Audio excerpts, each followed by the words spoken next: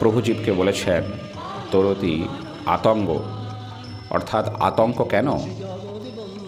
এই সংসার তো 10.5 ক্ষণবন, অর্থাৎ এই সংসার অরণ্য, এই ভবাটবি নিত্যের অনুপাতে মাত্র 10.5 ক্ষণ স্থায়ী।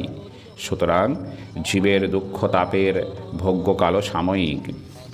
মহাপ্রলয়েও আতঙ্কিত হওয়ার কোনো কারণ নেই। সকলকে তিনি বলেছেন মহাপ্রলয় কেবা, মহা উদ্ধারণ সেবা, অর্থাৎ মহাপ্রলয় কি এমন বড় জিনিস? মহা উদ্ধারণ সেবা করলে মহাপ্রলয় দূর হবে।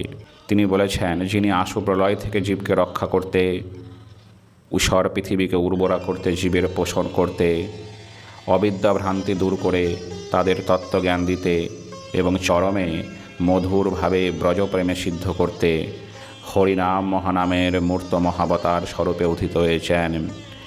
সেই মহা উদ্ধারণ জগৎবন্ধুর সেবায় যদি জীব এখনই ব্রতী হয়, তাহলেই মহাপ্রলয় ভীতি অবহেলায় জয় করে নরজাতি মহামহ অর্থাৎ মায়াতীত নিত্য কৃষ্ণদাসে পরিণত হবে। যদিও স্বরূপভ্রষ্ট জীব মায়ার কারণে এখন গতিহারা, কিন্তু অগতির গতি প্রভু জগৎবন্ধুর সেবায় সর্বোচ্চ সদ্গতি প্রাপ্ত হবে। প্রভু বলেছেন তুই ঝিঝিরা, গতি নাই গতি পাও, অর্থাৎ যদিও গতি নেই, কিন্তু প্রভু জগৎবন্ধুর সেবায় সকলেই সদ্গতি প্রাপ্ত হবে।